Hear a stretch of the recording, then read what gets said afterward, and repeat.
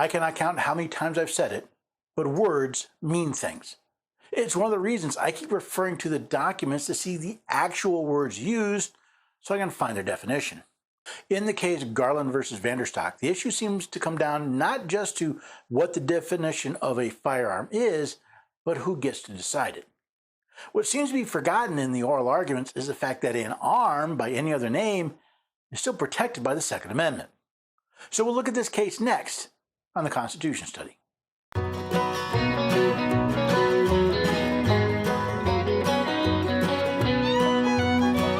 Neighbors and have a few good friends. Every day we're everyday Americans.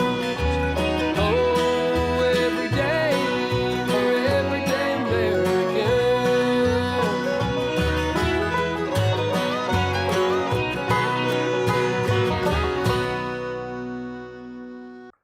Hello there, everyday Americans. Paul Engel here with the Constitution Study, where we read and study the Constitution. Teach, Rise, and Generation Be Free. I'm glad you could join me today. This comes down to, well, words. And what do they mean? And who gets to define what they mean when we apply them to laws? And of course, there's a lot of words that are not used. So it's just going to be an interesting case. Now, if you want to find out more, if you want to find all the links to my references, we can find the written article on the website constitutionstudy.com. I'll talk more about the website and some other items you can use to help your study at the end of the episode. But for now, let's take a look at Garland versus VanDerStok.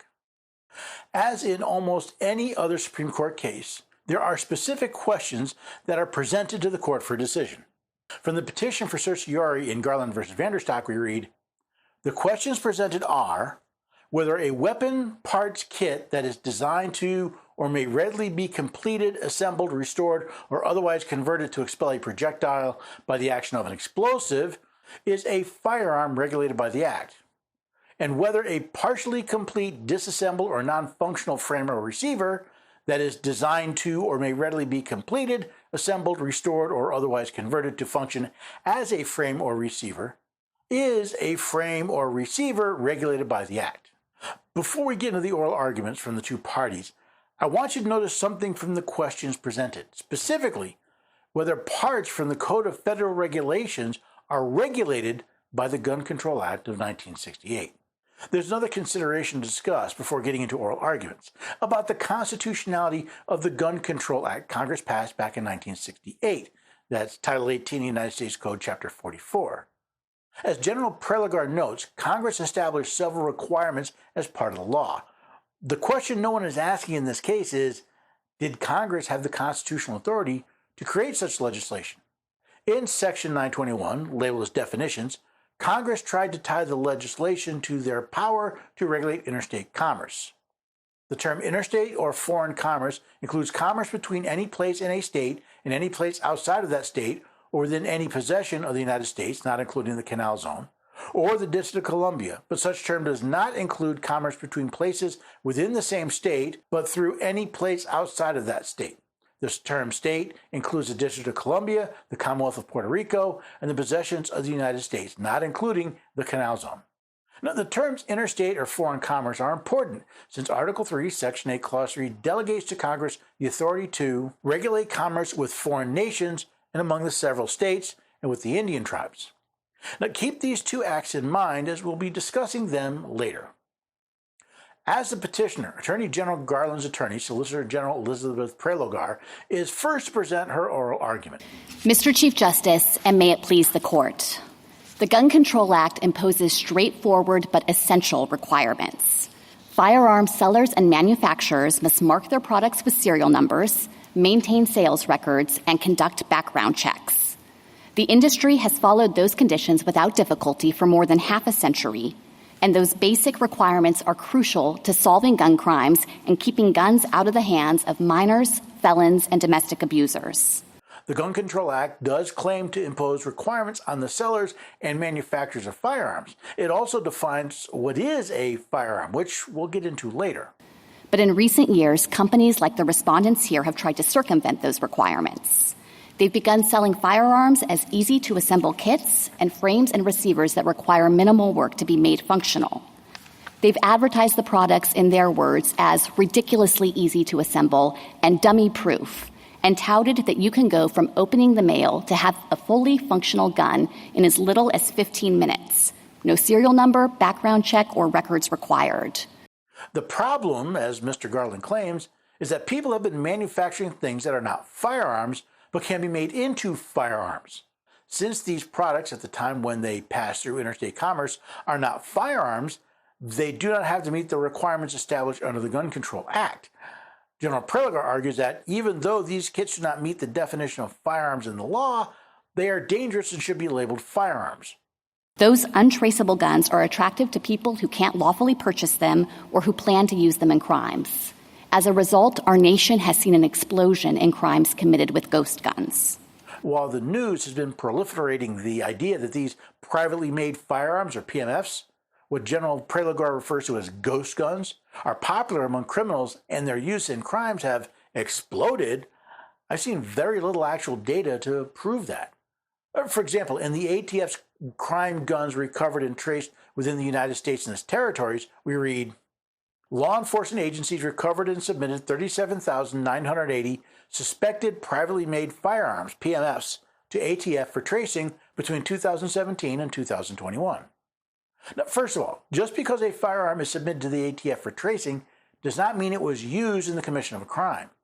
Compare the 37,980 PMFs submitted to the ATF with the 1,922,507 total firearms submitted during the same time frame, and you'll see they represent just under 2% of all guns submitted to tracing. The ATF claims the dramatic rise in trace submissions involving PMFs reflect both increased criminal use of the firearms and enhanced awareness among law enforcement that ATF will process trace requests for PMFs. However, they seem to ignore both the fact that privately made firearms have grown in popularity, along with ATF's own fear-mongering campaign regarding ghost guns.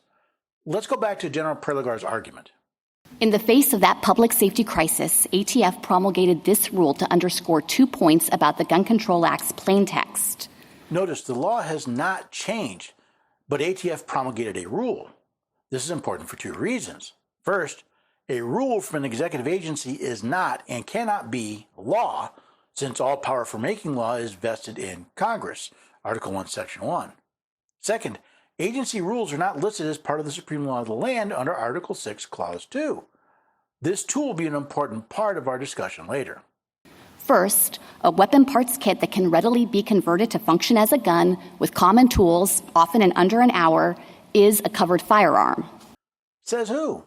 It certainly isn't Congress or the people they represent.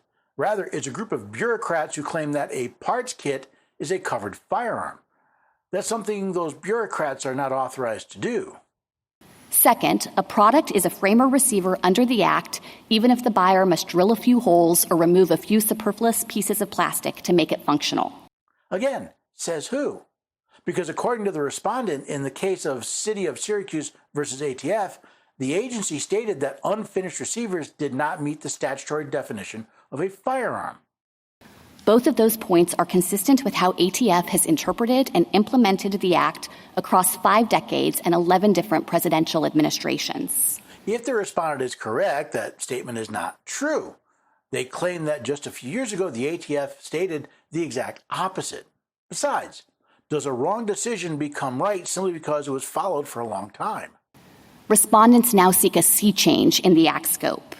They claim that if a firearm isn't 100% functional, if it's missing just one hole that could be drilled in seconds and immediately assembled into a working gun, that product can be sold to anyone online with no background check, no records, and no serial number.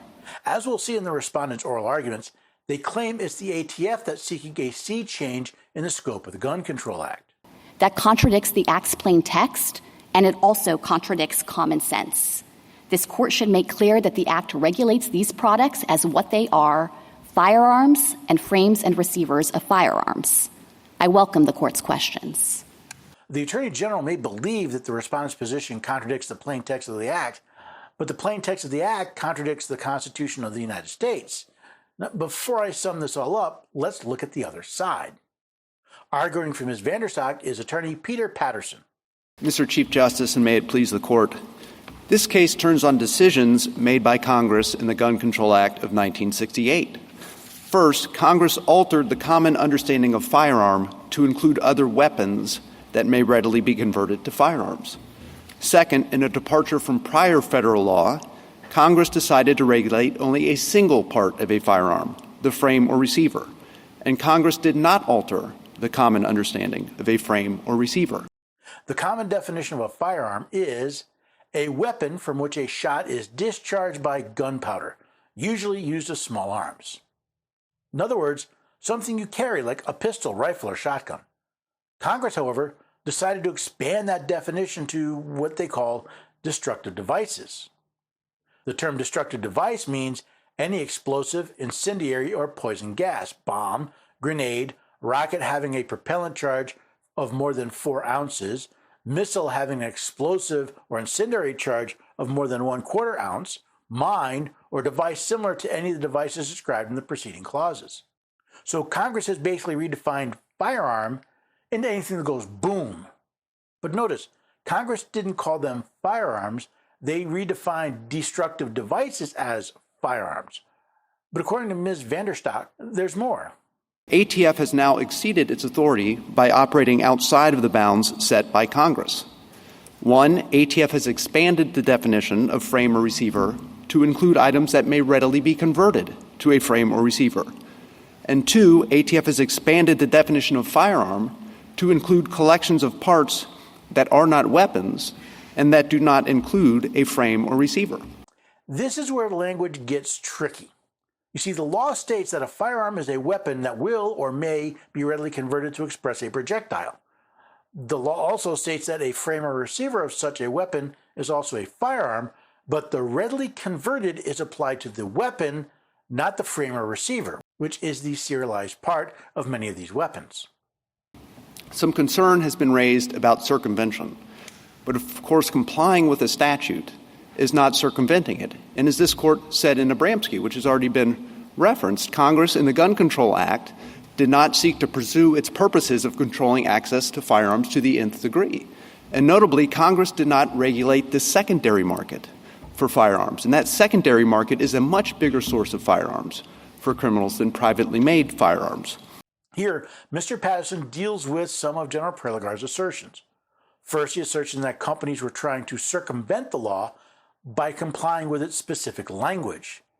He also questions the assertion that these personally made firearms are a major source of weapons for crime. There also has been questions raised about the agency's prior practice. There definitely has been a sea change by the agency here. The agency projected that its rule would put 42 out of 43 unlicensed manufacturers out of business. And what the agency said in the Syracuse litigation was they said an unfinished frame or receiver does not meet the statutory definition of firearm simply because it can be designed to or can readily be converted into a frame or receiver. That's the exact standard they've now adopted. It seems quite obvious from ATF statements that their goal is to put these manufacturers out of business. Was that the goal ATF was given when it was created? As stated before, Mr. Patterson points to a previous case where the ATF stated that unfinished firearms or receivers do not meet the statutory definition of firearm. So who is trying to change the rules? Ms. VanDerStok or the ATF? Instead, what they looked at was whether critical machining operations had taken place. And to be clear, we have no quarrel with that prior practice. We have raised as alternatives, one, something has to be completely machined, or two, the critical machining operation test. And the latter we submit is more consistent with the statutory language and solves the machine gun problem. Because if you say in the machine gun provision, a frame or receiver is also regulated, and if one hole is all that separates a semi-automatic receiver from a machine gun receiver, it's hard to see how the readily standard would not also be applied there. I welcome the court's questions. Which brings us to the crux of this matter. What does the word readily mean? According to Merriam-Webster's Dictionary Online, readily means without much difficulty. Yet, as I understand it, these unfinished receivers are also known as 80% receivers, since only about 80% of the machining has been completed. How readily does that make them? Now, while most of the time was spent on questions, in this case, there are only a couple of questions from Justice Alito I'd like to discuss here. If I show you, I put out on a counter some eggs, some chopped up ham, some chopped up pepper and onions. Is that a Western omelet? No, because again, those items have well-known other uses to become something other than an omelet. The key difference here is that these weapon parts kits are designed and intended to be used as instruments of combat, and they have no other conceivable use. A lot of time was spent on when does a part become a frame or receiver, and there were many examples and analogies. What I found interesting here is not Justice Alito's questions analyzing a frame or receiver with a Western omelet, but part of General Prelogar's response. See, in her mind, there is no other reason in the world for a weapon than combat, which Merriam-Webster's online dictionary defines as a fight or contest between individuals or groups active fighting in a war. But there are numerous uses for weapons that do not involve combat. There are sport and target shooting, hunting, collecting, just to name a few. Justice Prelogar delves into this further in her rebuttal, which I'll get to soon. The second question or analogy from Justice Alito was presented to Mr. Patterson. Suppose I see that my neighbor is restoring a classic car, but he's taken out some critical parts. And then someone says, well, what is that? And I might well say, well, that's a 1957 Thunderbird, even though you couldn't drive it, and it would take some work to make it do the thing that it was originally created to do. So isn't that the essence of your backup argument? The thing must still be such that one would call it a frame or receiver, even if it is not fully ready to be functional as a frame or receiver at this time. Yes.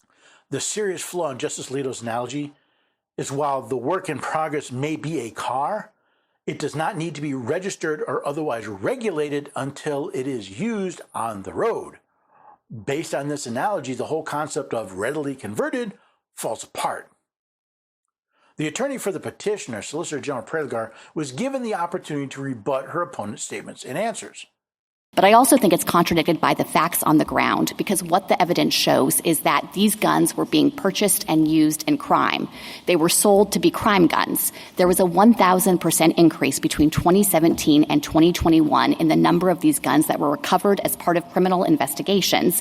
And it makes perfect sense, because the whole reason why you would want to get your hands on one of these unserialized, untraceable firearms is if you are a prohibited person or you want to use that gun in a crime.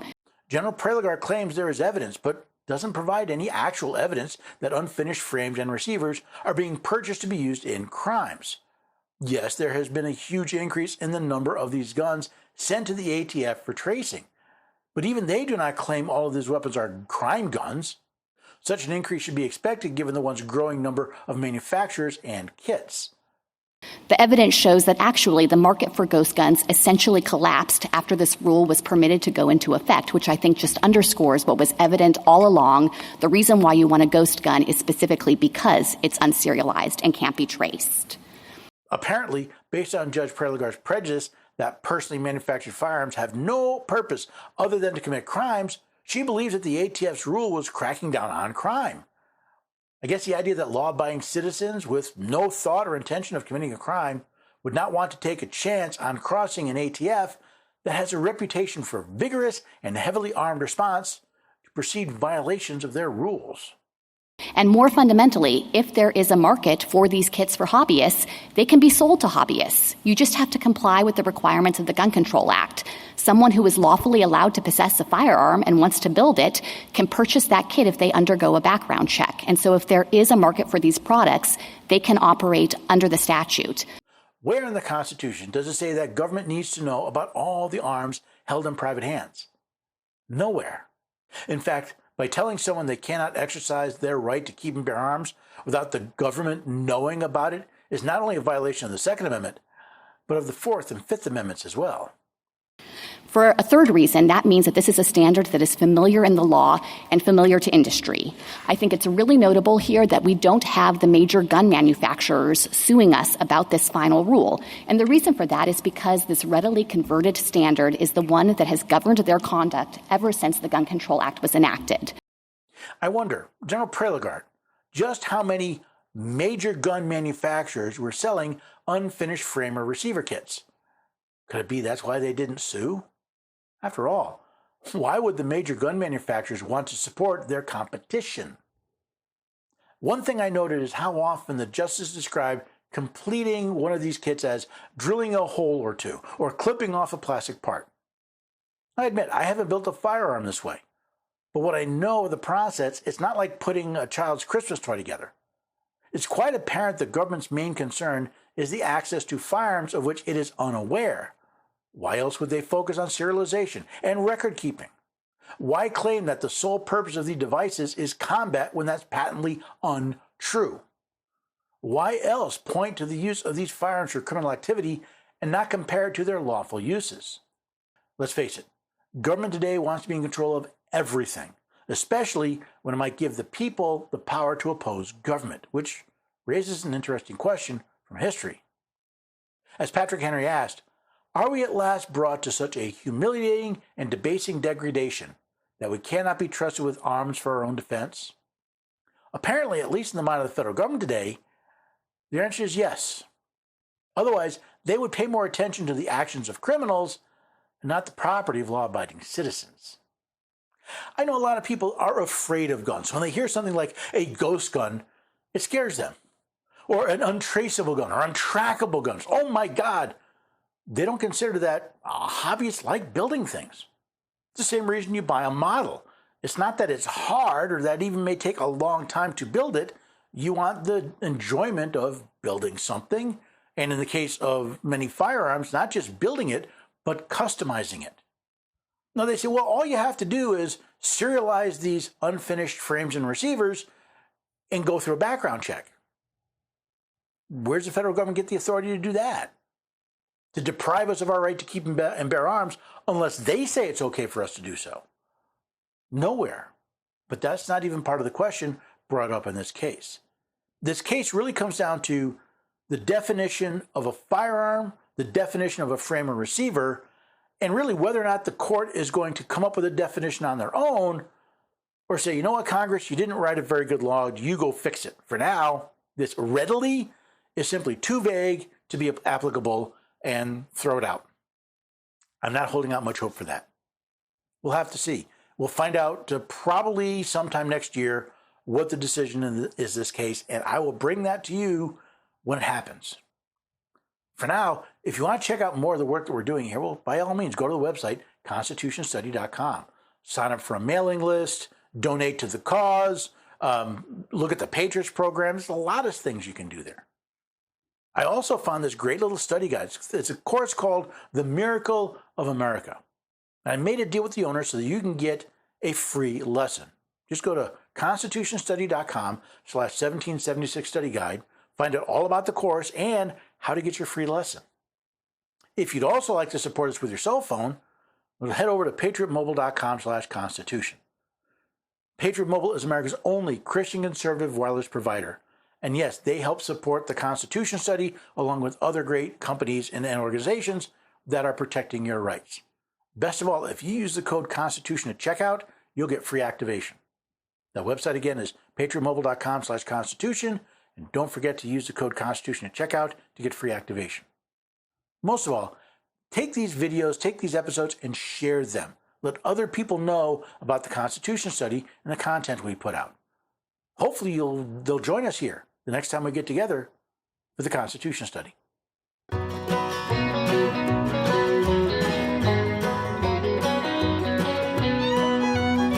the neighbors and have a few good friends.